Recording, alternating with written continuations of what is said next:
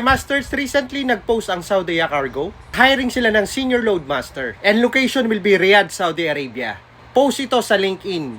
At maraming nagtatanong sa akin ng mga followers natin kung tumatanggap pa ba sila ng mga expat. Ito, Masters, for your information, itong post nila na to for locals or sa mga Saudi lang. Pero kung gusto nyo magpasa, pwede pa rin.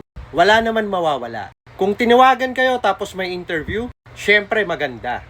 Pero kung wala, alam nyo na for locals lang ito. Ang bansang Saudi Arabia, gusto na ngayon ang Saudization. Ang ibig sabihin niyan, priority na bigyan ng trabaho ang mga Saudis. Nag-start yan sa mga kayang-kaya nilang kunin na trabaho. Cashier, mga security guard, abot na sa mga office work, at pati mga professional jobs. Kahit sa mga hospital, mga engineer, pati na rin ang loadmaster at mga first officer. Pati mga flight attendant, meron na rin mga Saudis. Ito pala, minessage ko yung tropa ko na nasa office. Yan, kinonfirm natin kung locals lang ba to or for expat. At itong sabi niya, negative bro.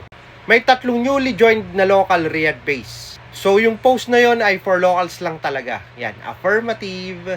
Huwag kayong mag-alala, Masters. Sipagan nyo lang maghanap ng trabaho. And kapag may nakita kayo, applyan nyo lang. Malay mo, para sa'yo talaga yan. And sabi nga ni Master Babe, dream big, sky is the limit.